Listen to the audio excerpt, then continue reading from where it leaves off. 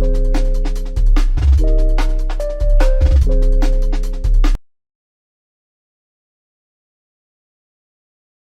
morning. My name is Toby Heaps. I'm the CEO of Corporate Knights, and it's my pleasure to welcome you to the second edition of the Earth Index series, where we'll be discussing the decarbonization of mobility.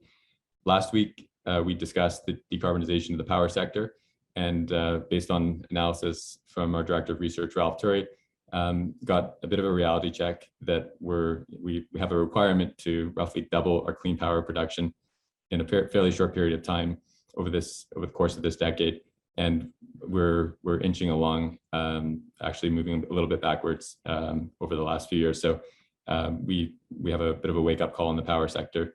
Fortunately, the economic forces are on our side, and there's large piles of financial resources, both in the public and the private sector and in the pension world, that want to deploy. And so there's an opportunity to close the gap, but there's a large gap to close. This week, we're going to be discussing the theme of greening mobility. Just before we get underway with that, I'd like to make some opening remarks and a land acknowledgement. Corporate Knights honors the people and land of all First Nations, Inuit and Métis peoples, and their valuable past and present contributions to this land. Corporate Knights acknowledges the land use we are on is the traditional territory of many nations, including the Mississaugas of the Credit, the Anishinaabe, Chippewa, the Haudenosaunee, and the Wendat peoples, and is now home to many diverse First Nations, Inuit, and Métis people. Their culture and presence have nurtured and continue to nurture this land. Corporate Knights also acknowledges that Toronto, where we are located, is covered by Treaty 13 with the Mississaugas of the Credit. We'd also like to thank IBM for enabling this series. So before we get underway, we're fortunate to have with us the President of the Treasury Board of Canada, the Honourable Mona Fortier. President, the floor is yours. Well, thank you so much, Toby. And hello, everyone. Bonjour à vous tous. It's such an honor to be here with you today. And I would also like to say that I'm pleased to join you today from Ottawa, snowy Ottawa, on the traditional territory, unceded territory of the Algonquin Anishinaabe people. And I'm delighted and honored to be here with you in my new role as president of the Treasury Board of Canada. And I have to say, I'm sorry I'm unable to attend the entire meeting, but I am appearing before Senate Finance Committee shortly. So you'll understand why. I hope I'll join you again very soon, but we'll have to leave after my remarks. Et pour ceux d'entre vous qui ne connaissent pas très bien le Conseil du Trésor, il s'agit en gros du conseil de gestion qui surveille les dépenses et le fonctionnement du gouvernement du Canada. L'écologisation des activités du gouvernement, y compris de son parc automobile, fait partie intégrante de ce mandat et mon travail consiste à diriger la transition du gouvernement fédéral vers la carboneutralité dans ses activités. And today, I want to talk to you about how we're greening our fleets. To set the stage, we need to look at where Canada needs to accelerate its efforts to reduce emissions across the economy. In general, transportation underpins Canada's social and economic networks, moving over $2 trillion worth of goods and 16 million commuters annually. It's also Canada's second largest contributor to greenhouse gas emissions and is set to become the largest emitter in the coming few years. Now, the Government of Canada is among the biggest fleet owners and landlords, for that matter, in the whole country. We own more than 40,000 air, marine, and land vehicles, as well as 32,000 buildings and 20,000 infrastructure assets. Yes, that many. So if we're asking Canadians and businesses to act on climate change, we also have a responsibility to green our own operations. And that's why, through our greening government strategy, we've committed to federal operations that are net zero, resilient, and green. Our overall target is net zero emissions by 2050, including an interim target of a 40% reduction by 2025 for our conventional fleet and federal facilities. Et nous sommes en bonne voie d'atteindre cet objectif puisque nous avons déjà réduit nos émissions de plus de 34 par rapport au niveau de 2005. Et en ce qui concerne notre parc automobile, la réduction des émissions associées au secteur du transport terrestre est l'un des moyens les plus réalisables et avantageux sur le plan économique pour parvenir à la carboneutralité. Et c'est pourquoi le Canada a fixé un objectif obligatoire à l'échelle nationale pour que tous les véhicules légers et camionnettes vendues soient sans émissions d'ici 2035. Et c'est pourquoi nous avons mis en œuvre des mesures pour favoriser l'adoption de véhicules sans émissions, qu'il s'agisse d'incitatifs visant à couvrir les coûts initiaux, d'investissements dans l'infrastructure de recharge ou de partenariats avec les fabricants qui produisent des véhicules sans émissions ici au Canada. For our federal fleet, we've taken the extra step to commit that at least 80% of our light-duty fleet will be zero-emissions vehicles by 2030. This includes our passenger cars, SUVs, pickup trucks, and vans.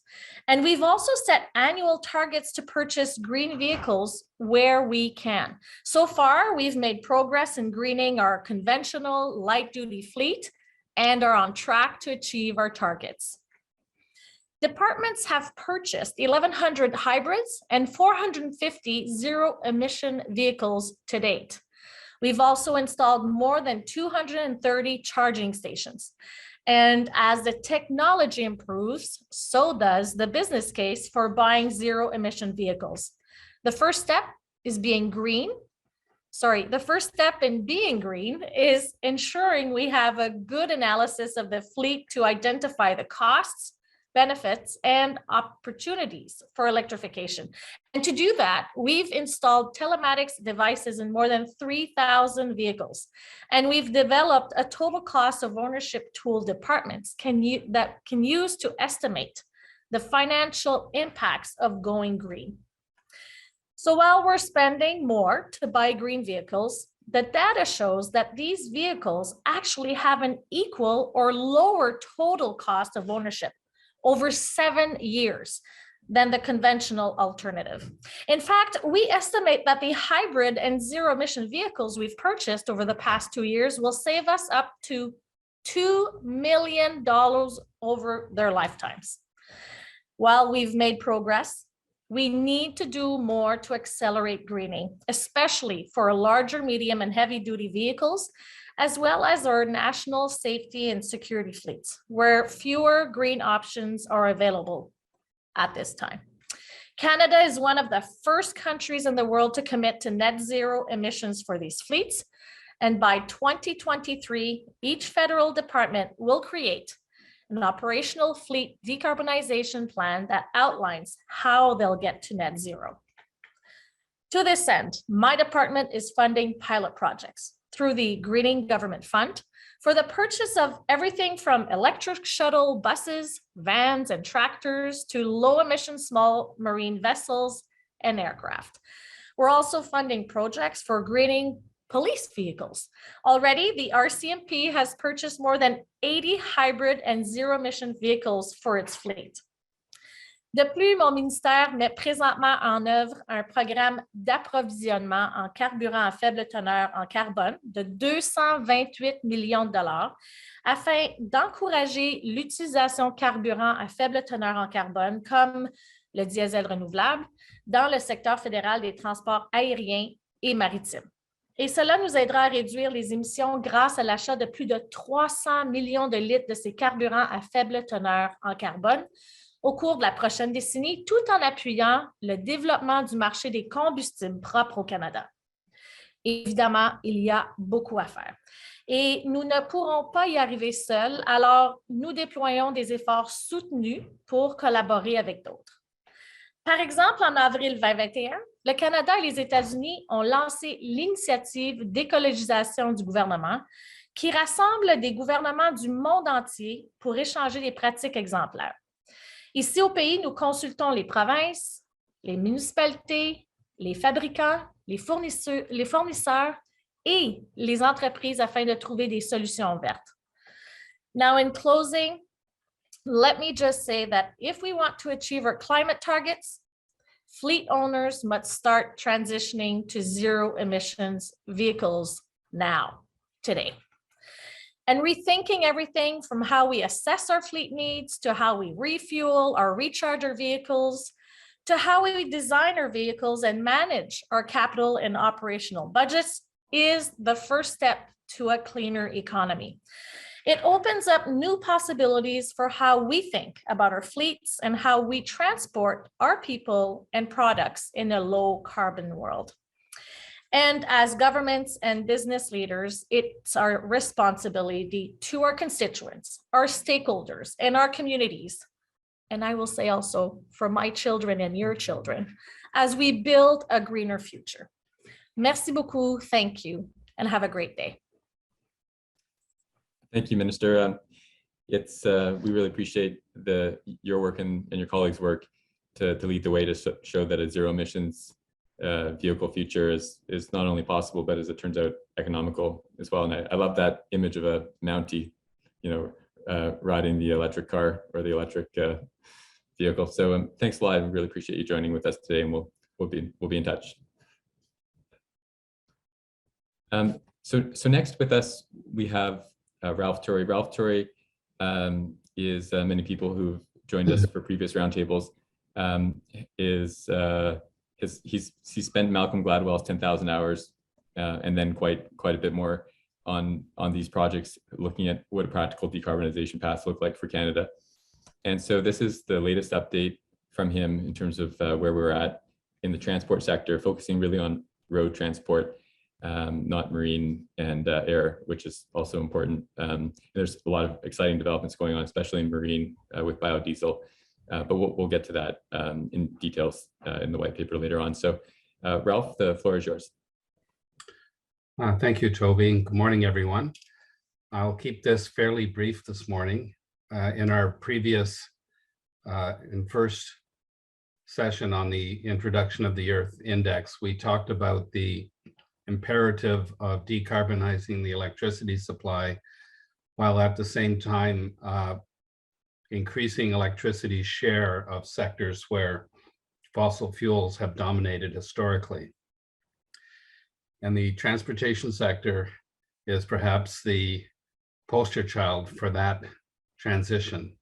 Here we have a sector which is almost completely dependent on petroleum fuel, which we have built up a dependence on over 100 years. Started out as a technological curiosity, barely 100 years ago, a little more. And now, it's changed everything. It's shaped our communities, the automobile, motorized vehicle more generally. It's redefined the definition of local. And really, it's pervaded just about every aspect of modern life. And it's come with great benefits, obviously. But at the same time, there have been social and environmental costs that have been accumulating, primarily as a result of in the case of the environmental costs, as a result of the emissions from the tailpipes of the vehicles, of which there are like 30 million in this country.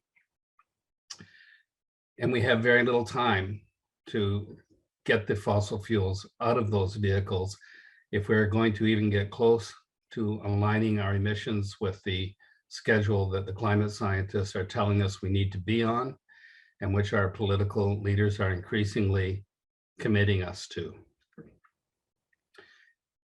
And the thing about this sector that makes it particularly wicked is that while we have had either no growth or slightly declining growth in emissions since the year 2005, which is the reference year for our target is to be 45%, 40 to 45% below 2005 levels by 2030. When it comes to the transportation sector, emissions have been going up. And they've been going up particularly in the road transportation sector, which dominates transport. And they've been going up particularly in personal transportation with the shift to SUVs and light trucks and pickups and so on, even as the share of automobiles has been declining. So to meet the target in the year 2030 requires not only a 40 to 45% reduction, it requires additional efforts in order to get emissions, in order to offset the growth in emissions that's occurred since that reference year. So really, we need to cut our emissions from transportation by 50% by 2030, just to barely squeak into the bottom range of that federal target of a 40% reduction overall. And when we try to look at models and simulations for how we might do that, it's quite daunting. The cars that are being sold today will be on the road in 2030. And 95% of those cars in this country, more than 95%, are fossil fuel powered cars. So when we try to simulate how we could possibly hit the target by the year 2030, we're caught between a rock and a hard place. On the one hand, if we set up our models for the rate of, or the share of new car purchases that would have to be electric or non-emitting in some way, and when that would have to happen in order to hit the target, we get rates that most people would dismiss as impossible. On the other hand, if we go the other direction and try to create a scenario which would be pleasing to many people in terms of its possibilities, we don't even come close to the target.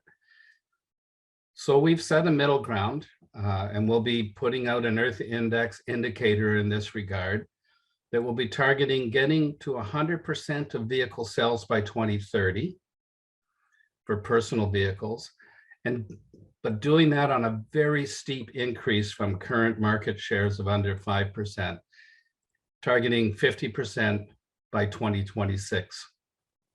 So it's an S curve, but it's a very steep S curve. And even then we will just squeak in to that 40% reduction relative to 2005 for personal vehicles. For the heavier trucks, it's more difficult.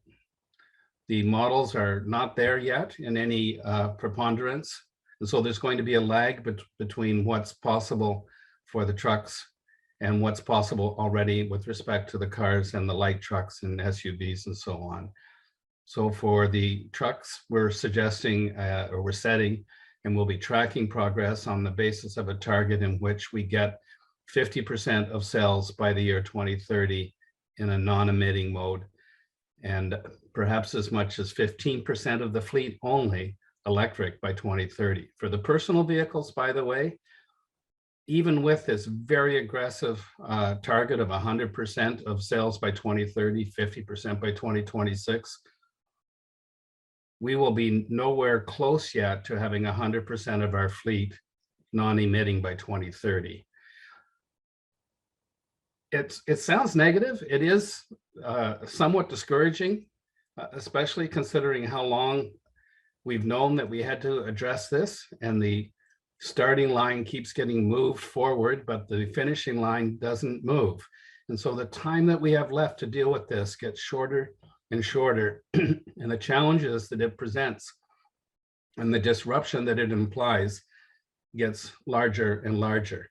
It's disruption that I think eventually we will embrace, because the economy that's on the other side of that disruption is a healthier and more sustainable economy. The investments that are needed, the capital investments that are needed to get us there are large, but they're manageable. What we need now is the resolve and the innovation in the financing and logistics and mobilization strategies for getting from under 5% of vehicles non-emitting to 50% in the next 5 years. That's what an emergency response to climate change would look like. And that's what I'm hoping that the panelists will address here this morning. Thank you. Thanks, Rob. That's a really good check-in. And just to put this in context, the federal government is currently reviewing all of their sector targets, and they've said they're going to take another few months to update those so that they can be consistent with the bolder overall target of reducing emissions by 2030 by 40 to 45%.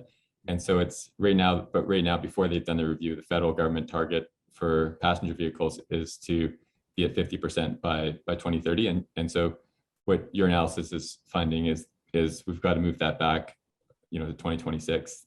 So that means going from a few percent right now to 50% in the next 5 years.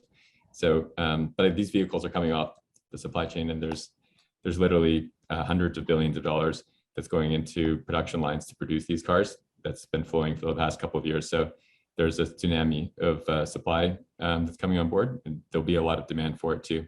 So we'll get to that. But first, infrastructure defines often what's possible.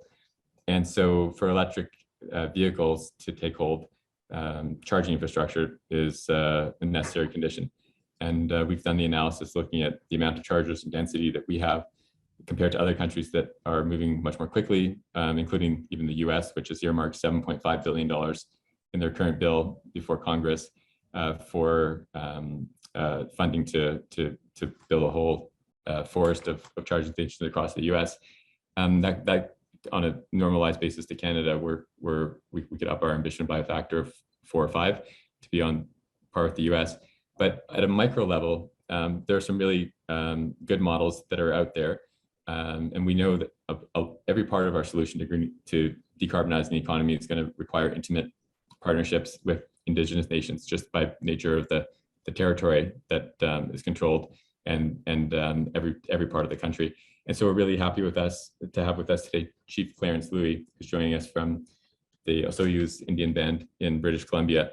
And some of you may know Chief Louie, working with BC Fortis, installed the first sort of bank of chargers in a First Nation in BC, and so they've had some on the ground experience with this, and we thought it would be interesting to hear how it's been working, what happened, how it's been working out, and any insights you have, Chief Louie, in terms of learnings that we could apply to expand this as we scale massively nationally to build up the charging infrastructure. So the floor is yours. Thank you, Toby. It was good to listen to some of the panelists' interesting stats. So yeah, the Osoyoos Indian Band, located in the South Okanagan in British Columbia, we were very honored to be the first First Nation in BC to have these electric charging stations. We worked out with Fortis because, as the previous panelist said, we have to get more and more vehicles to electrify. And there's 630 First Nations in this country. There's over 3,000 Indian reserves in this country. And there's going to be more Indian reserves in this country as more and more First Nations start settling treaty issues and the land claims, the huge land claim settlement that many First Nations are getting because of past government ripoffs. And so there's going to be more Indian reserves in this country. And so the First Nations have an opportunity here, as we always have participated in environmental concerns. In fact, the First Nations, if you want to use that term, environmentalists, the First Nations were the first environmentalists in this country. The land was in pretty damn good shape before the French and English took it over. So in any case, yeah, we have the EV stations here, one on the north end of the reserve in Osoyoos and one in Oliver. We worked that out with Fortis, and it's so good to see that when I pass those gas stations, our gas stations, I see so many cars, more and more, parked there at these electrical charging stations and charging up.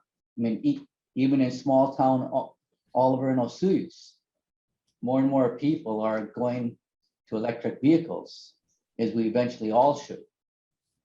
And but the other misnomer that I want to call out, and I have been calling out here in BC, the term clean energy is not the truth. In this era of truth and reconciliation, we should always be telling the truth, always. There's no such thing as clean energy. Wind is not clean energy. Solar is not clean energy. It's easy to connect the dots. What are those things made out of? I think they're made out of metal, and metal connects back to mining. And electricity is not clean energy either. Site C Dam here in BC. What's it made out of? And what does that do to the environment? We in the Okanagan here, we have bad memories of the dams that were put in our territory that caused the loss of some of the biggest salmon runs in the entire world here in my territory. So we have a bad image of dams, hydroelectric dams in my territory, because of the loss of one of the most important parts of our culture, which was the salmon. So there's such a thing as cleaner energy. I want to talk about cleaner energy, not clean energy, because there's no such thing as clean energy.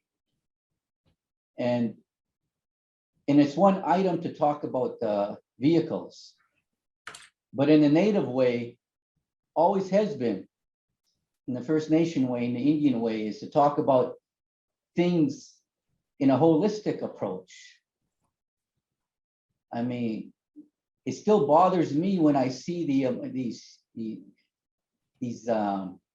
companies, forestry companies, mining companies, gas companies, they all have this, at their core is maximizing profits. That term, maximizing, we have to change that in this country. We don't need to maximize the annual allowable cut in our forestry. We don't need to maximize it. We shouldn't be maximizing it. People do not need to live in mansions. Those huge houses take a lot of energy to keep warm and to keep cool in the summer. Nobody needs to live in a house with 20 bedrooms or even 10 bedrooms. So talking about the auto industry is just one thing. We need to talk about how people live in the homes that they live in. We have to stop this maximizing profits, maximizing cutting down trees, maximizing oil, maximizing mining. You can still make a decent profit, but you don't need to maximize. That's the whole problem with the core of most businesses. They always want to maximize. Our involvement in forestry here in Osoyoos, we do not want to maximize cutting down trees. We don't want to maximize our annual allowable cut. We don't want to be involved in clear cutting, like with the wire houses of the world. So this whole talk has to go beyond just electrifying vehicles. It has to go in the house you live in. We have to start reducing consumption. And we don't need to have a huge house. We don't need to have to maximize things that we own either. We have to get to a decent standard of living and a decent consumption per person. I'll be the first to admit I pollute. Everybody pollutes. I don't care how much of an environmentalist you are. We all pollute. Of course, to a different degree. Some pollute more than others. But we're all guilty of polluting our backyard here. So I want to talk about cleaner energy and not lie and say there's such a thing as clean energy, because there isn't. And here at Osoyoos, with the electric power stations that we have, I'd like to see that on every First Nation, that we participate, because you can't call ourselves stewards of the land if we don't participate in consumption and in being involved in any way. Every little bit helps. That's the other point we got to get to. Every little bit helps. And I always look at the garbage that I take out of my small house every week. I'm always shaking my head about how much garbage I take out of my 2-bedroom house each week. And the kids in our Indian school here on Osoyoos, they're teaching us adults how to recycle and how to have blue bins everywhere and have that recycle mentality that my generation never had. shit, people, when I grew up in the 70s, we never recycled. There was no such thing as a blue bin in high school. So I'm so proud of the youth nowadays, giving us that kick in the rear that we all need about recycling, about looking after Mother Earth better than our generations have. So I'm so glad, Toby, I was able to participate and say a few words here. And to the other panelists, keep on hammering away at it. There's, as so many leaders have said, you can't have that give up attitude. We should not be giving up. So limlimt in my language, which means thank you. Thanks, Chief. We appreciate your wise words and drawing us to reflect on the importance of the interconnectedness and those themes around decarbonizing buildings and industry and the power grid, and the idea that there is no such thing as purely clean energy. There's cleaner energy, there's better energy that's better for people and the planet. And this idea about the bigger picture, having some humility and respect for the mindset that there's such a thing as enough. It doesn't always have to be more, and maximizing everything to the nth degree to ensure some resilience. So really appreciate your wisdom and your leadership by example, and your words about the youth as well. And we're looking forward to staying in touch. So thanks kindly for joining us, and have a great band council meeting, which we know is waiting for you at the moment.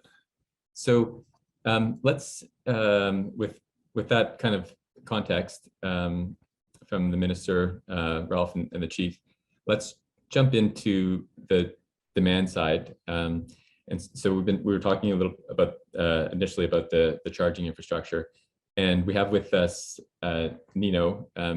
Nino De Cara is sort of champion, many of you may know, president of Electric Autonomy. He's spent a lot of time thinking about how to electrify our transport sector, and has also done a fair bit of thinking around what's required from a model perspective to build out the charging infrastructure, including an idea maybe you can share with us a little bit as well about the future of what the gas station looks like. Nino? Well, thank you very much, Toby, and thank you to you and the team at Corporate Knights for inviting me to participate today. I greatly applaud the work that Corporate Knights is doing with the Earth Index. As Ralph was outlining, we have these targets which are, still some years away. And as everybody in business knows, unless you're measuring things, you don't know where you are. So having these annual goals, these annual milestones where we're able to look at impact is going to be super critical along the way. So thank you for doing the hard work and the math on putting this together. Chief Louis' comments are really resonating very much, and I really appreciated his thoughts. And it got me thinking about the fact that when you buy an electric car, it actually comes with a charger in it. And so to really sort of kick off as a first point in addressing your comment, Toby, about what can we do for charging infrastructure, is, well, a lot of people, when they get their EV and they drive it home, they can take that charger out of the trunk and just plug it in right away to the power outlet outside their home, 110 volts, where they plug in their Christmas lights, and it will charge their vehicle up right then and there. This is how my neighbour charges it, and I've got other friends who charge their vehicle in that same way. They don't need to hire an electrical contractor to do that. It's a slower charge. It's what we call a level 1 charge, and it gives around sort of maybe 70 kilometres overnight. But the average Canadian only drives 45 kilometres a day. So for the vast majority of people, that's going to do them absolutely just fine. But what I have, and a lot of other EV drivers have, is something a little bit more powerful called a level 2 charger, which gives you a full charge within a handful of hours. And this is more beneficial if you're doing longer journeys on a regular basis, where you really need to charge up a little bit more quickly, and just gives people that comfort level that their vehicle is going to be at a full charge much quicker. So to install those chargers, you do need an electrical contractor to come in and install it, and you have to pay for the unit, and it is an investment.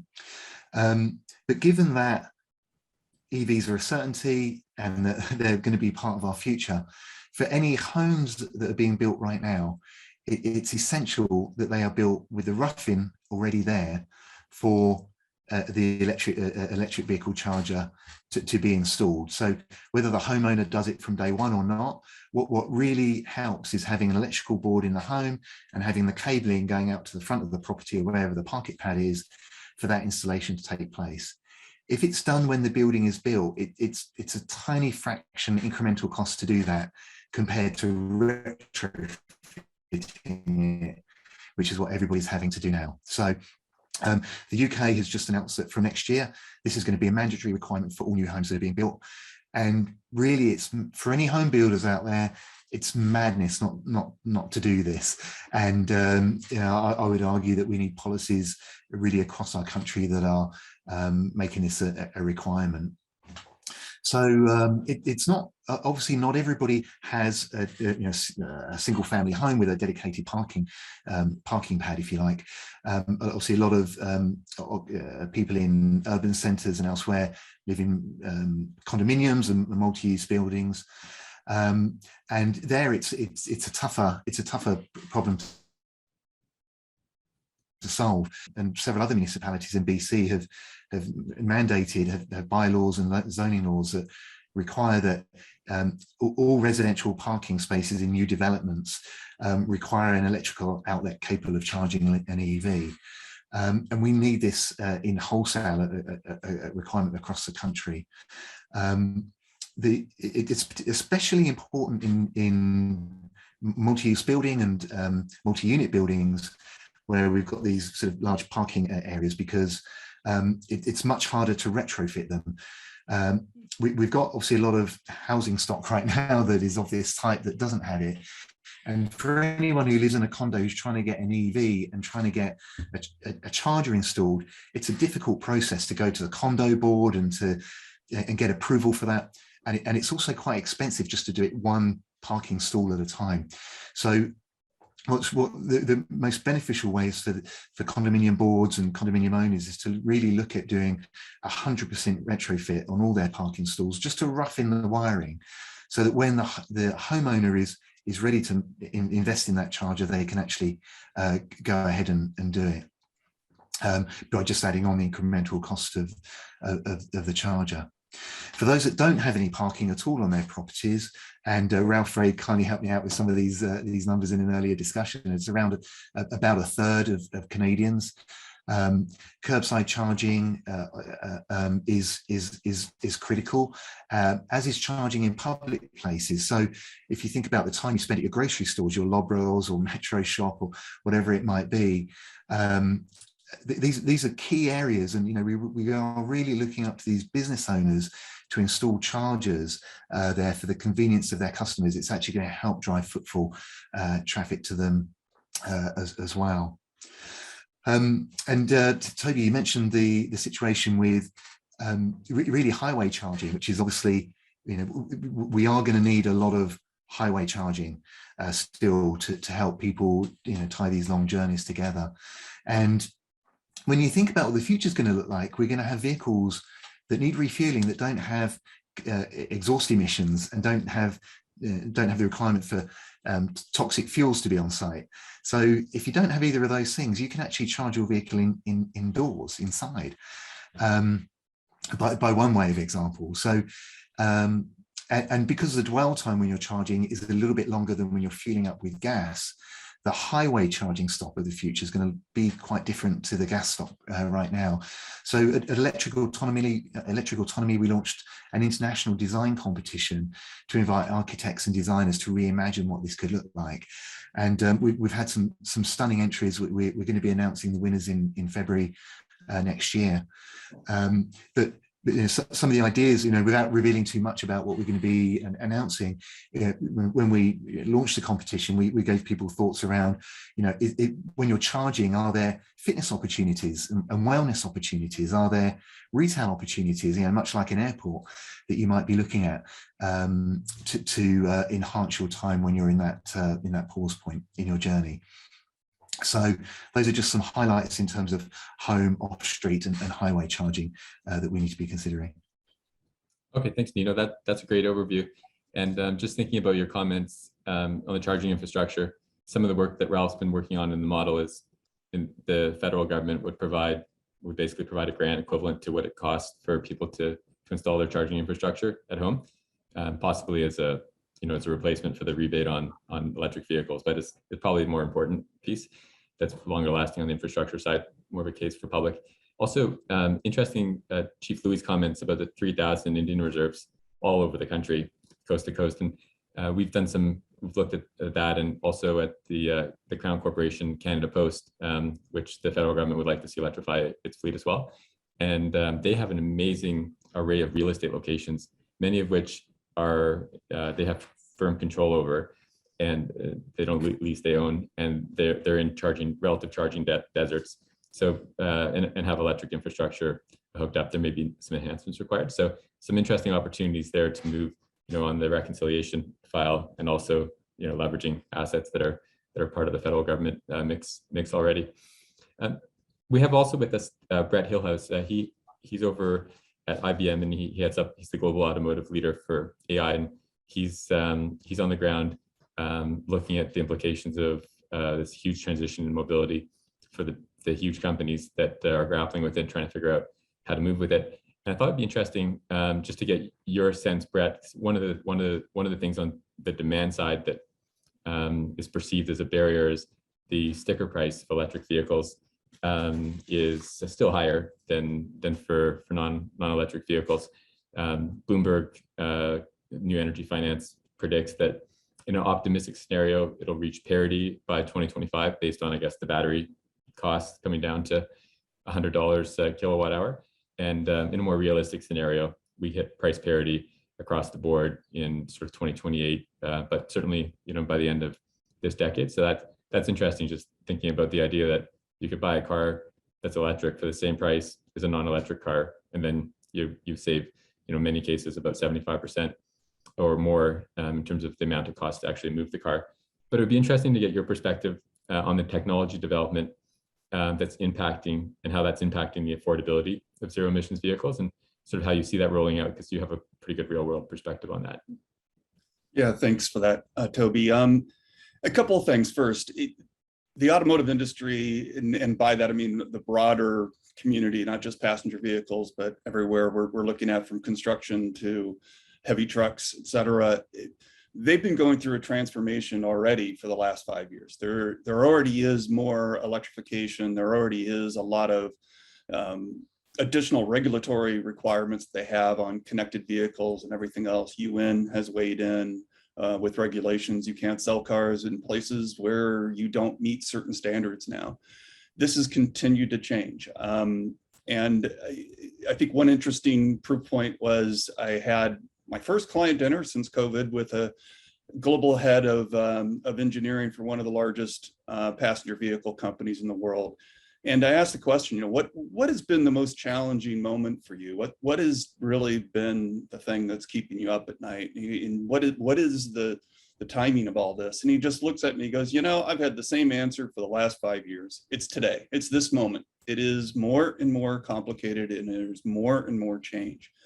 And I think there was an interesting conference that was put on by Stellantis yesterday with their CEO and top leadership on moving to software. So it's not just the move to electric or sustainable vehicles, it's the move to changing the whole value proposition of what makes a branded car something somebody wants. And they're moving to this software environment here. They are all playing with all these different modes, as well as they move to autonomous vehicles that, who's going to own those vehicles as we move forward. So we've been really engaged, not just in helping them do the transformation to software, the transformation to electric, but it's also, what are the new business models? What are the things they could be doing outside of their core business that might help this move to, to green of the entire transportation environment. And it's interesting, it's not we're having the same kind of conversations with the OEMs and tier ones as we are with perhaps the fleet vehicle people, as well as even utility companies. They're asking a lot of the same questions. They're looking at how they get into other parts of the market and how they can contribute positively on that.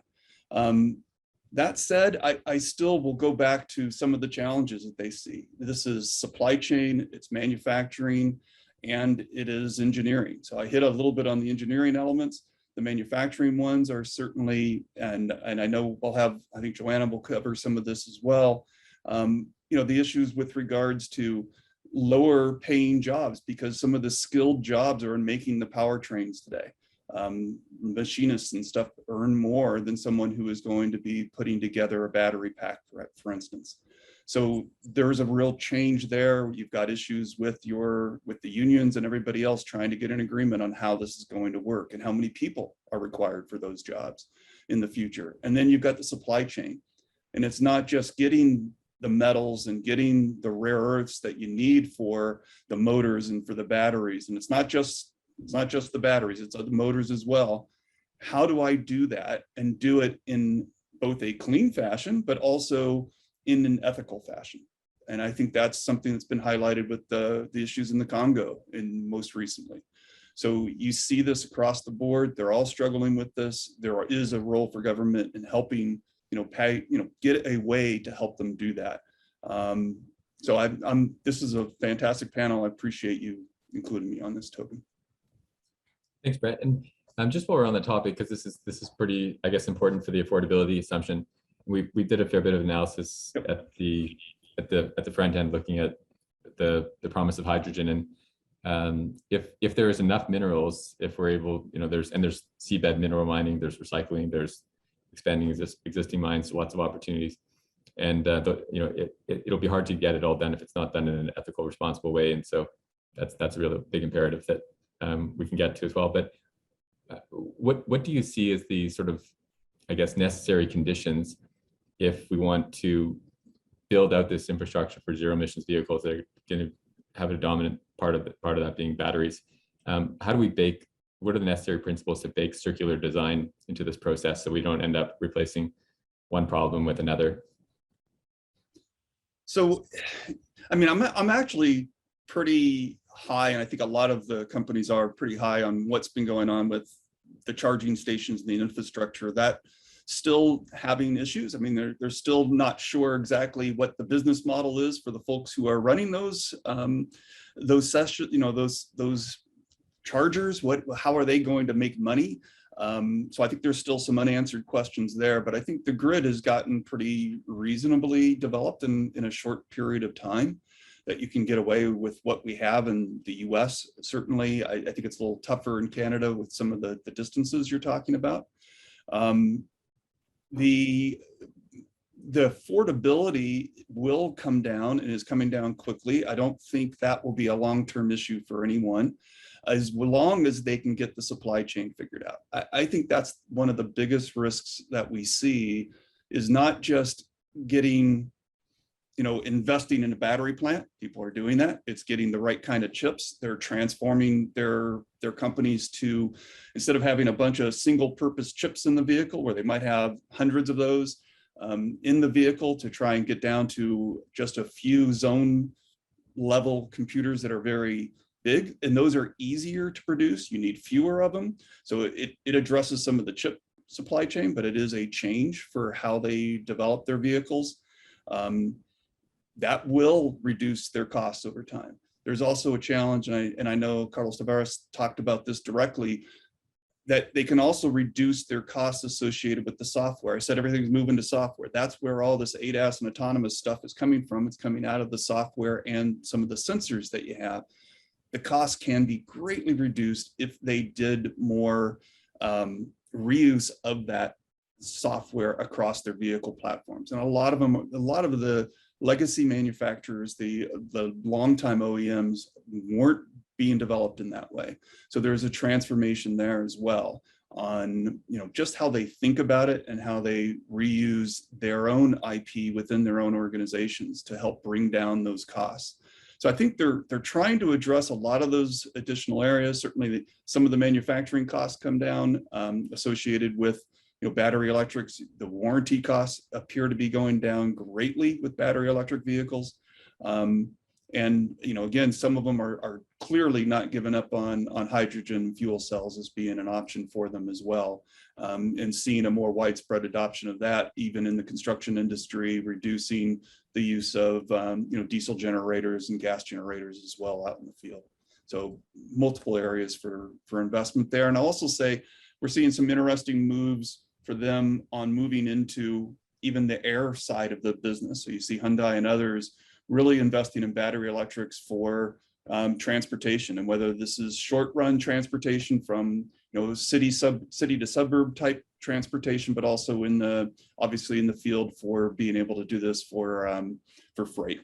And I do think that should be something to be looked at, that not all governments are looking at, is how do I encourage even that type of infrastructure where I have vertical and takeoff landing zones that are associated with a longer commute, where it makes it more convenient, as well as perhaps even more environmentally sound, those commutes.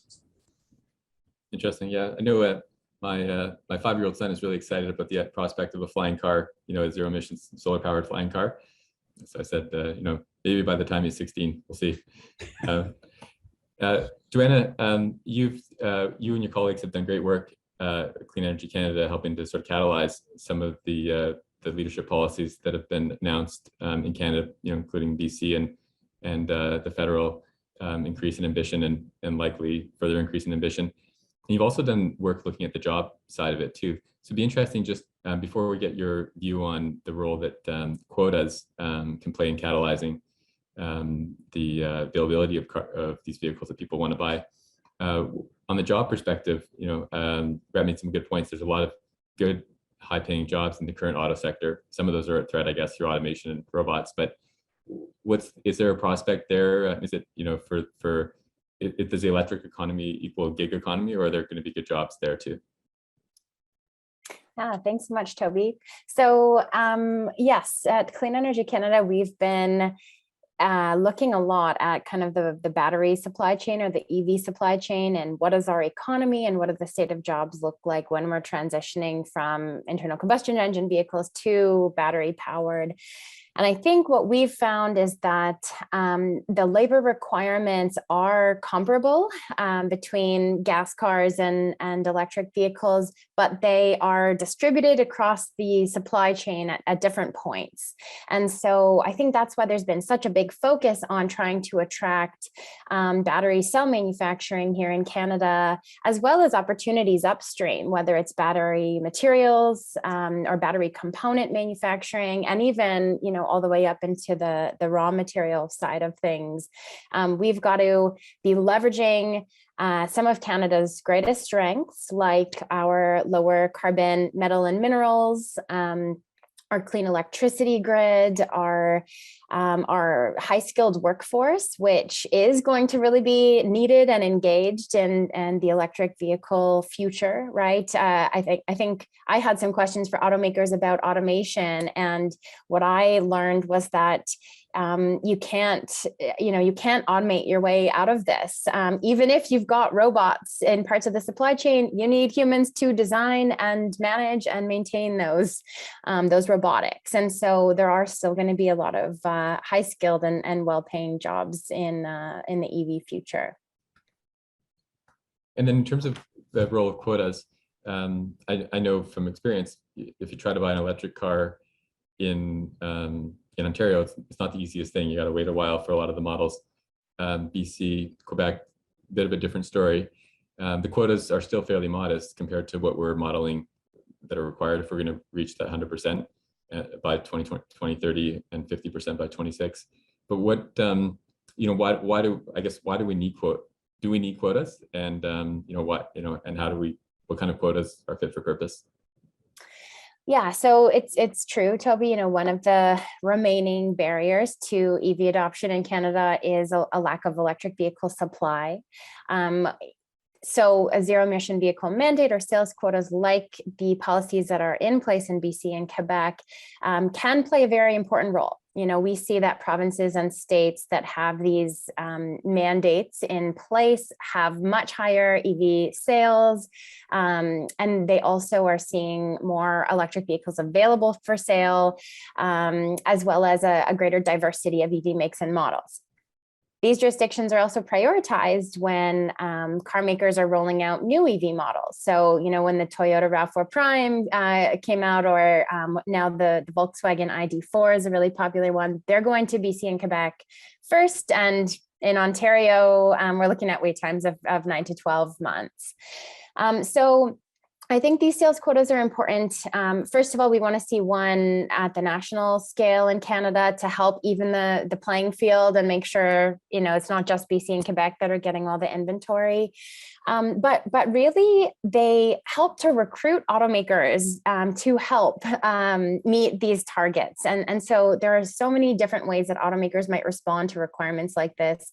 They may send more EV inventory to Canada. They may invest more money in developing EV makes and models that suit consumer needs, or better battery technology that has faster charging times, longer ranges. They might engage in some cross-subsidization where they'll potentially raise the prices of their higher polluting gas cars to lower the price of EVs. They may train their dealerships to better answer questions and be more ready to sell these cars. So there's a lot of power behind this policy. And so in terms of what's reasonable, so right now, the federal government has a goal of 100% EV sales by 2035.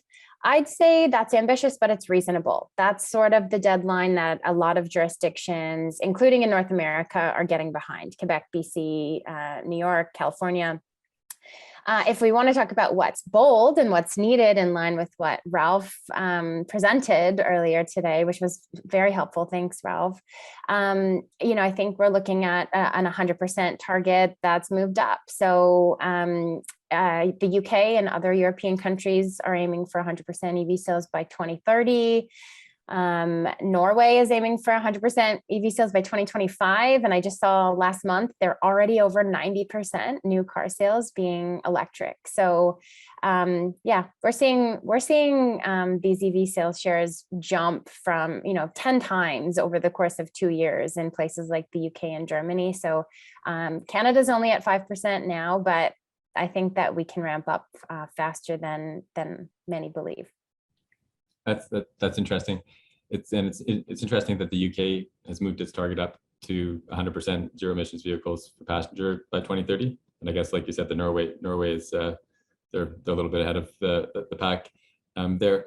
And that maybe it's useful for just people participating, and many people have the awareness. But the reason that the established big car companies, people might ask the question, why don't they just put these cars in the market if that's what people want?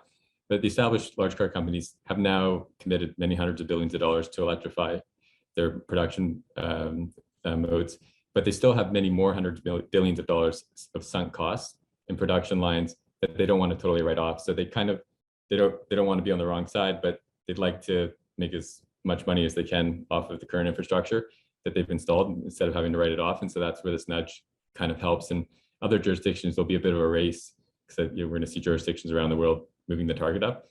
And I think it's interesting in Canada, sometimes we think of ourselves as little bit players, but California does this all the time.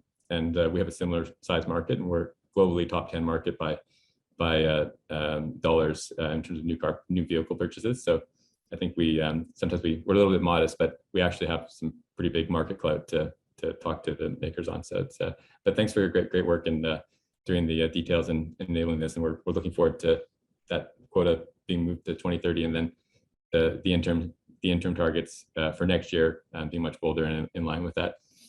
We have with us as well, I want to get to Paul, who's the CEO of NFI. He's going to address another part of the transport piece in terms of what's required to electrify the bus fleets, which is actually moving quite quickly in many major cities now. Pretty exciting. But just before we get there, we have with us Stephanie Walcraft, and she heads up the Association of Automobile Journalists in Canada, and writes for Driver and Wheels, Corporate Knights. And she's looked into she wrote an article called the electric car you can't buy or lease, because the demand is kind of going off the charts. But she uncovered some pretty interesting things in terms of the lack of availability, but more importantly, that lease part. Why is it more expensive to lease? How much more expensive is it, and why is it more expensive to lease an electric vehicle of equivalent value than an internal combustion vehicle? And so, Stephanie, I think the audience would be really curious to hear what you learned there, and any possible fixes that could help address that. Thanks, Toby, and thanks for having me join the conversation. I appreciate it. So when we're looking at the factors financially that move vehicles off of dealership lots on the ground, the day-to-day sales factors, particularly in Canada, the factor that matters the most is monthly payment. Monthly payment governs everything. People we know are now willing to pay large amounts of money to get the vehicles that they want, and with the feature sets that they want, provided they can get a financing or a lease term that gets their monthly payment to within the target that they can afford, that they've dictated or decided is their approachable budget.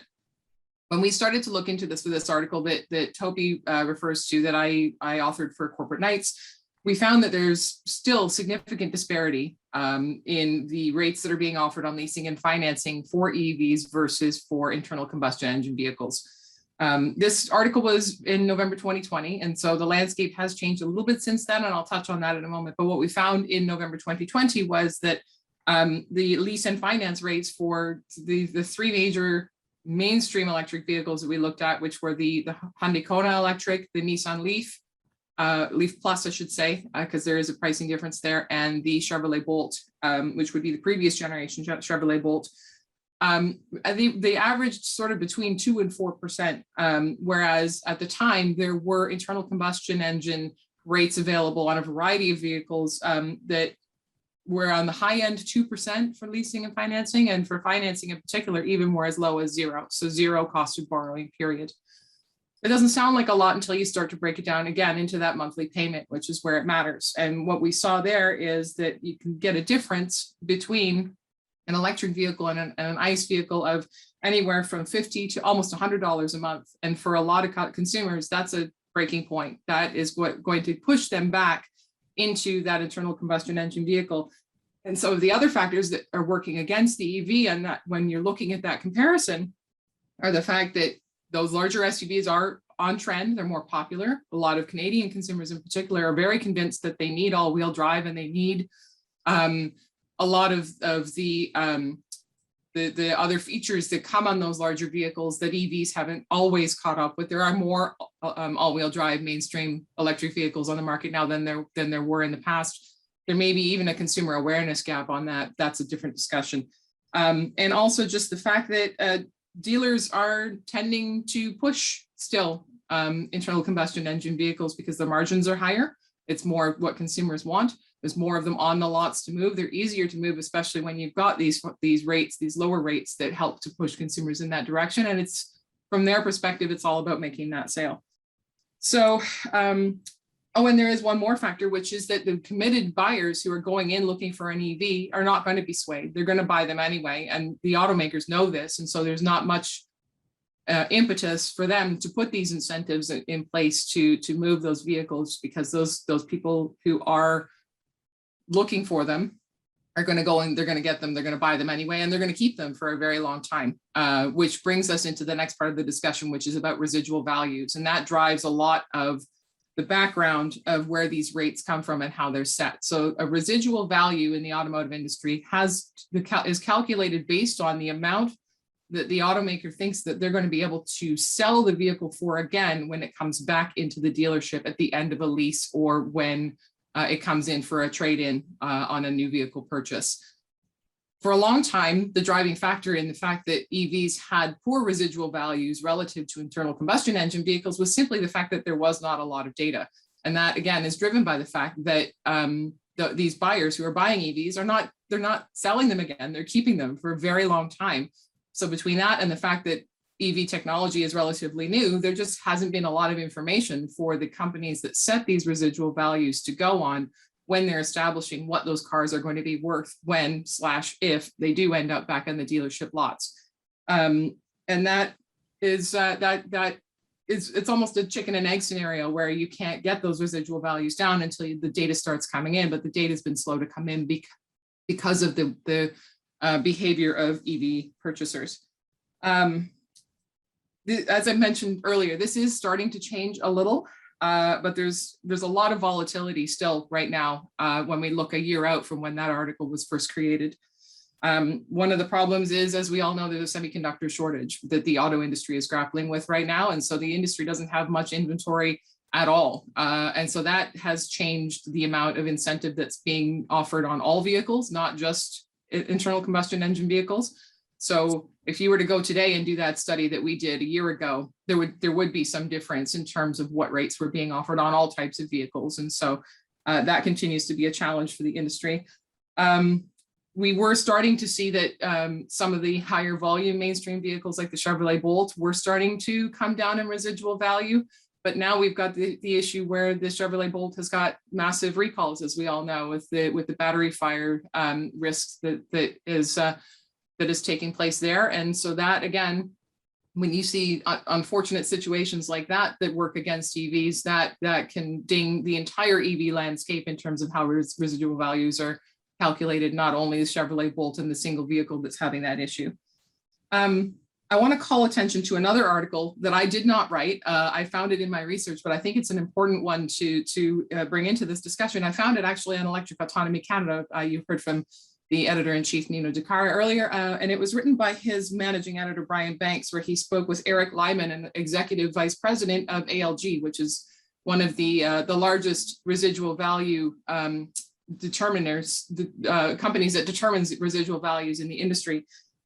There's a lot you can take away from that article. What I took away from it when I read it is that there seems to be a lot of concern within the industry about what it means to increase EV residual values and not keep it in lockstep, or at least in balance with internal combustion engine residual values, and make sure that there's an extremely smooth transition so that there's not an introduction of instability in residual values for internal combustion engine vehicles that could create a much bigger disruption, as we see because to Ralph's point, even ICE vehicles that are being sold today are going to be on the road for a long time. And so if you start to see the residual values drop on those, well, there's this push to go into electric, that could create a lot of volatility that could destabilize portions of the industry that would create a big challenge. And so there's that working in the background as well, where there are players that are trying to manage that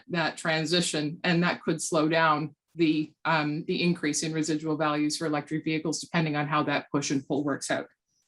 So when we take all of that and we look at solutions, the obvious one is for the cost of the risk, the volatility of residual values to automakers to be lessened somehow. One of the ways that can be achieved is through government stepping in and deciding to help put some funding into stabilizing that return in the case where an automaker is having electric vehicles come in at a lower value than what they had anticipated, to create some kind of guarantee for them, so that an EV coming back is going to be able to expect a minimum residual value. And if it's not achieving that, then the government will top that up. That kind of a mandate would assist with creating some confidence that would then naturally cascade into those residual values being stabilized on their own and increased on their own. The other side of it is consumer education. And Toby, this is another topic that you had mentioned that you wanted me to address, which is the overall cost of ownership. This goes into the fact that the upfront cost of buying these vehicles is higher, and it is higher partly due to the higher rates that people are having to pay to get into the vehicles. But when you do a lot of math, and there was another article, actually several articles that have run in corporate nights along this theme, that show head to head, when you put an ICE vehicle and an EV together, very demonstrable lower cost of ownership, particularly over a longer life and a longer ownership cycle for an electric vehicle. A lot of these issues could be offset by making sure that consumer education piece is there, showing very clearly that, yes, you pay more upfront, but if you own the vehicle for 7, 8, 9, 10 years, you're going to be this much lower in your fuel costs and your maintenance costs, and you're going to make up that extra cost for the longer that you keep that vehicle. There are some opportunities for education around that. Toby, you mentioned Natural Resources Canada potentially getting involved in that on a consumer education piece, which seems like the natural fit in terms of fitting it into that window sticker, some kind of cost of ownership measure that helps people clearly understand with some figures that show a head-to-head comparison that yes, you will make this cost back up over time. And that sort of education piece would go a long way in opening a lot of eyes. But this is just one factor in many, of course, that have to do with all of the factors that move vehicles off of dealer lots. But in terms of the finance portion, that's what we're seeing today. Okay, well, thank you. That you packed a lot in there. That's really helpful, and it would be lovely to be able to go to a car lot and see the total cost of ownership on vehicles. I know when I was there with my wife when we were looking for a vehicle for our second little one, it was the sticker shock was there, but if it had been put in the context of, here's what it works out in your province on average, and Plug and Drive has a great calculator for total cost of ownership, and Natural Resources Canada, they have ample resources to put something like this together. So we'll follow up on that and see what's possible, ideally in the next year. There's been various comments and coming up on modal shift and this idea that we're not going to decarbonize our way by relying completely on personal vehicles. There's a huge modal shift, and in the model that Ralph's working on, there's a lot of work done on the active transport side. We see the sort of different electric conveyances with scooters and bikes and all that kind of stuff coming on board. And it's interesting, Biden's bill that's going through Congress right now has a huge amount of funding to give people large rebates for smaller electric conveyances as well, including bikes. So that's kind of interesting. And the infrastructure for cities, they'll snap this up if the money's put in a bucket for them to go and get it. And so there's lots of opportunities there. But public transport is still a huge issue. And there's electrifying trains, but there's also buses. And Canada's actually got some pretty cool companies that are leading the way on the bus front. Lion Electric went public through a SPAC recently, and we have with us here today the CEO of NFI, New Flyer Industries, formerly, who's been a real pioneer in the space and across the bus area, and is really moving swiftly. But it'd be really interesting, Paul, you've been listening to this conversation, if we kind of bring it back to the bus and we think about what's going on in Edmonton and Montreal. There's lots of great stuff happening, but there's still many buses being ordered today by cities, even with the Canadian Infrastructure Bank standing by and really eager to help to provide financing solutions to take risk off the table for cities. There's still lots of cities that are kind of reinventing the wheel and buying internal combustion diesel buses, as we speak, that are going to have shelf lives well after 2030. So what do you think we need to do to change this scenario so our bus system kind of catches up to where it could be, and where it probably makes more economic sense? Thanks, Toby. You're absolutely right. In Canada, we're very blessed. We have a couple of companies in our portfolio, New Flyer and MCI, and there's a number of Quebec companies, Nova and Prevost, that make transit buses and coaches, and of course Lion, as you described, in the school bus and now truck space. So we're doing really well as an industry in terms of the Canadian participation. Our markets in Canada are relatively small compared to the North American footprint. So all of us think broadly of a Canadian-US type dynamic. And we're, let's just highlight for a sec or isolate on transit buses. We're a perfect model. We know the weather, we know the topography, we know the distance, we know generally how many people are on those vehicles. We can calculate weight and energy use and so forth. So our world is going to be an earlier adopter in the grand scheme of things. And of course, the bad rap that public transit may have got historically of a bread box going down the road with diesel fuel smoking out the back, and this massive desire to want to expand subways or light rail transit and so forth, which are $10 billion 10-year bets. And so the deployment of an electric bus now with all the elements of clean emissions off that vehicle, and then elements of autonomous and all those things from a safety and an efficiency and so forth. We call it a zevolution. It's not a revolution because it's not going to happen tomorrow, but it's no question it's going to evolve, and it's going to evolve. They're relatively predictable. Last year, 10% of our total business revenue was zero emission. This year it'll be 20%. By 2025, we're thinking 45 to 55% of The problem is that it's not as simple as you and I buying a car and putting it in our garage. And, you know, as Nino talked about in terms of whether I plug it in or plug it in at the mall, you have heavy duty vehicles that have, you know, heavy service elements, 20, some cases 22 hours a day. The ability to put a vehicle in service and not worry about its range and so forth is really, really important. And of course, there's a lot of lenses we need to look at in our space. So if you and I walked into an average transit garage today, right, there's 300, 400, 500 vehicles, there's lots of people, there's a maintenance dynamic, there's a skill, there's spare parts, there's economic value in those vehicles that were bought, whether it's 2 years ago, 5 years ago, or this week. And so as a taxpayer, we got to be careful about not walking away from, you know, good, solid economic value as we manage and march through this transition. The skill dynamic cannot be underestimated, in my opinion. And as Joanna talked about, you know, again, attracting people to our industry is, hey, come and build a bus. And so it's dirty and smelly and it's diesel and whatever. Look, we've become very much the rocket science dynamic. I mean, we're talking about very sophisticated computers, electronics, wiring, even the design of the shell and structure, telematics, autonomous radar, LiDAR, all those kind of things. So it's a pretty sexy thing, but our customer has to change its skill base. We need to change and adapt our skill base, and so does our supply chain.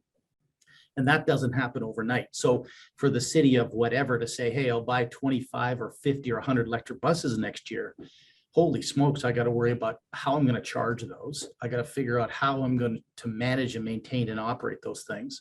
I got to figure out where the energy is going to come from. And so what we've seen so far in our world is, you know, for the last 3 or 4 years, transit agencies, I'll try 3, I'll try 5, I'll try 7. In Toronto, they've tried 15 from 3 different vendors. Now those are easy. They can put them in the corner of their garage. They can get energy to them. They can try them, but they're no disrespect, but they're pilot projects or science projects. As a city of Winnipeg, where I live, 550 buses. Going 10 buses is relatively easier. 50. Now I got to figure out how to manage my existing fleet and still manage this new technology and charge it differently. And when it gets to 100 or 250 and so forth, I've got to convert this entire machine, not flip the switch, which is not easy. And so part of the dynamic that also adds complexity in our world is, you know, public transit is a civic dynamic and provincially governed to some extent, and now better than ever federally funded, but you got a lot of players in there and trying to align all that stuff. So the discussion earlier about total cost of ownership is no question applicable in our environment. Electric vehicles are getting close and approaching what a hybrid vehicle will cost, but it's going to be a long time until they actually equal a diesel vehicle or an ICE type vehicle. And then the total cost of ownership is interesting because these are heavy duty vehicles that have high cycles, rapid or long charge on route and so forth. And the battery warranty is going to be the biggest concern, right? So here's my bus. It's got to last 15 to 25 years, in some cities. How do we know whether the battery is really going to last? And how do we price or cost in that battery replacement? And even when you buy smaller cars, for example, most of them have a limited battery replacement or a battery warranty associated with it. There's a big potential surprise coming in those kinds of issues. So our perspective is it's going to happen for sure, and we're going to be earlier adopters. We're seeing it now in smaller vehicles, smaller buses, medium class buses, some light duty buses. We're doing it in motor coaches, and we're now doing it in double deckers. And so we're there as an industry to some extent, well on our way. The other dynamic, which I think is important, and a couple of our speakers talked about it, if we can get less cars on the road, that's got a massive impact. If we can get more zero emission cars on the road, that's great. If we can get more people using public transit that are zero emission, we got a double or a triple whammy, if you will, on the total emissions associated with this thing. And so we're working really hard with our customers, not only to figure out how to try, evaluate, operate electric buses, but how to think about the ecosystem of the charging infrastructure, the impact on their garages and their people, but also where the energy is going to come from. Because, again, charging my own car in my own garage at night, I can see it on my energy bill. 500 buses at one depot at night is not a trivial amount of energy. And I only have limited time to actually charge the thing because I need that bloody bus service for 20 hours a day or whatever the cycle is. When we first started doing zero emission buses, by the way, our first zero emission bus was 1969, and we still sell them today, electric trolleys. So those cities that still have overhead wires, we're still selling electric trolleys. Then we did electric fuel cells, an electric bus where the fuel cell was basically the prime mover. And the problem there is the size, the complexity of the fuel cell, the reliability, the amount of hydrogen you needed was a constraint. And now the fuel cell acts as a range extender, and only in a range extender. So it's effectively a zero emission electric bus with a fuel cell that allows us to get more range, which in some cities is going to make an awful lot of sense. And so we believe there's kind of no one size fits all.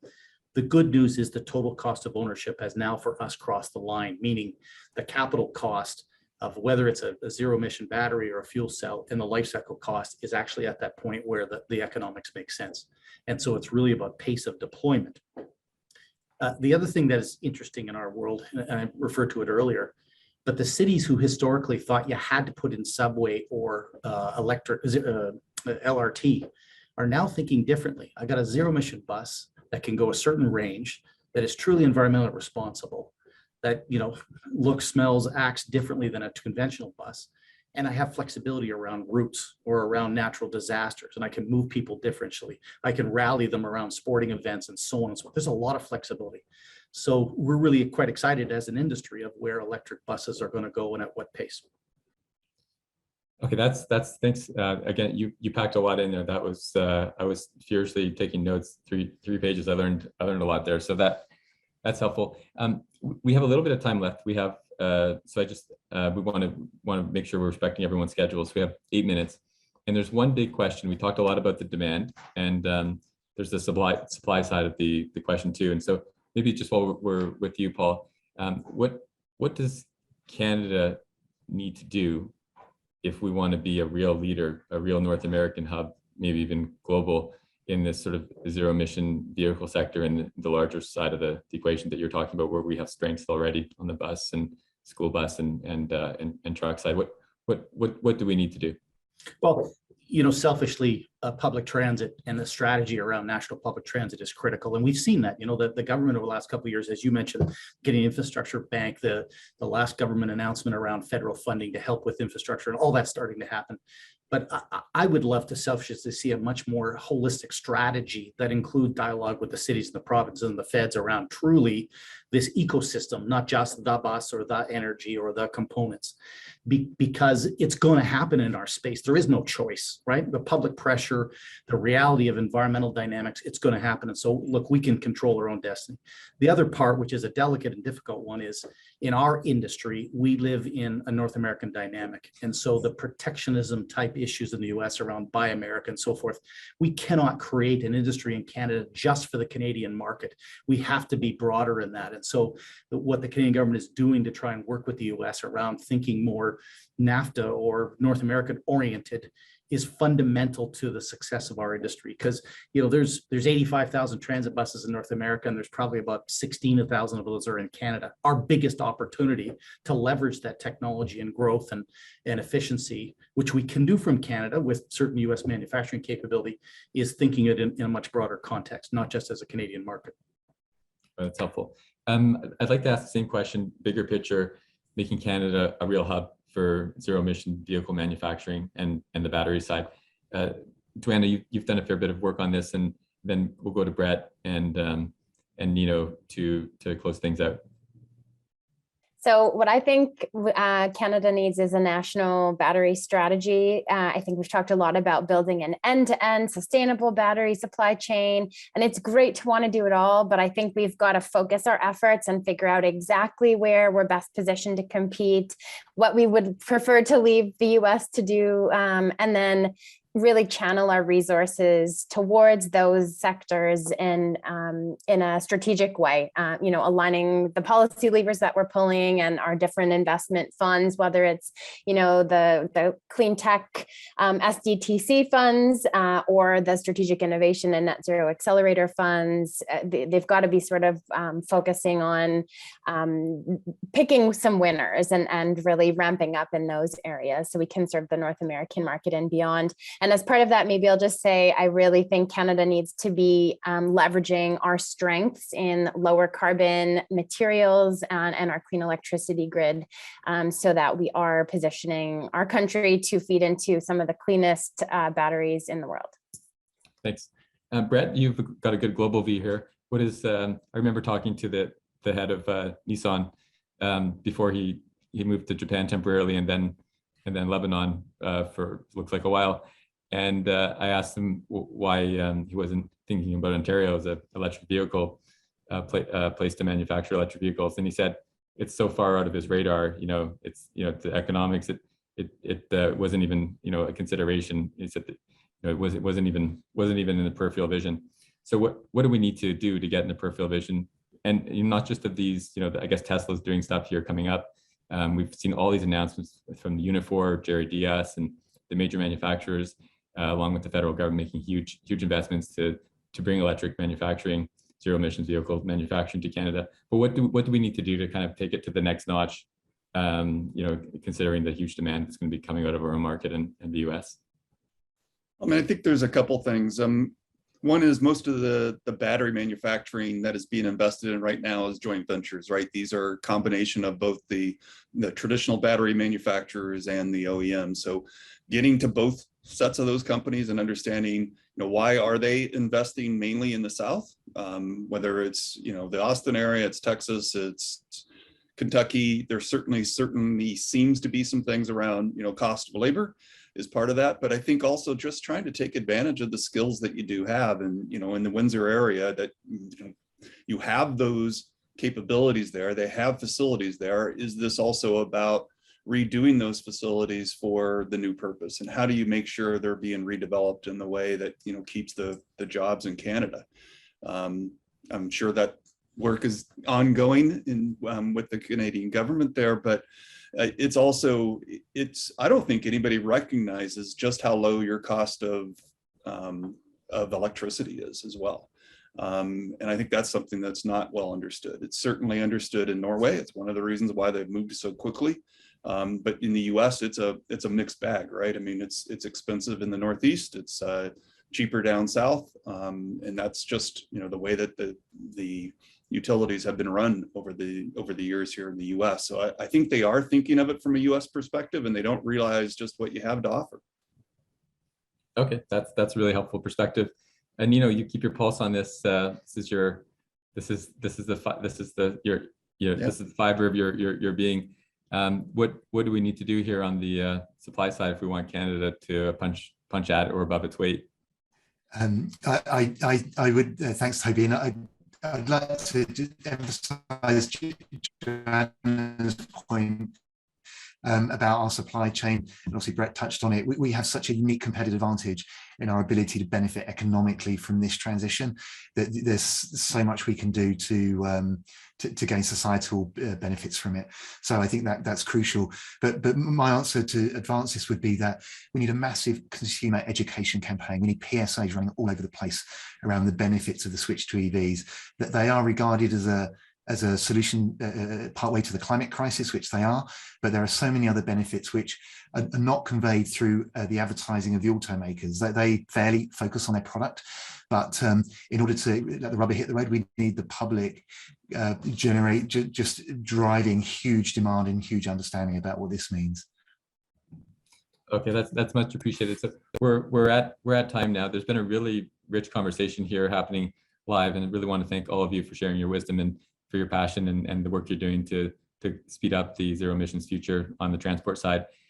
In the chat, such a rich conversation. We'll find a way to extract it, and we'll make sure it's accessible for everybody who participated today to be able to sort of see the resources that were in there. But one of them was about how we're on the cusp of a 1 million mile car. I believe Tesla's already has batteries that go 500,000 miles on average. So the sort of this range anxiety from batteries and the durability seems to be around the corner. And just as sort of one parting thought before I give some information about the next session, if we go back in time a little bit, Paul was talking about 1969, first zero emissions vehicle. 1901, President McKinley was shot and he was driven to the hospital in an electric ambulance, at the World Fair out of Buffalo. Just to kind of put things in perspective, that was 120 years ago.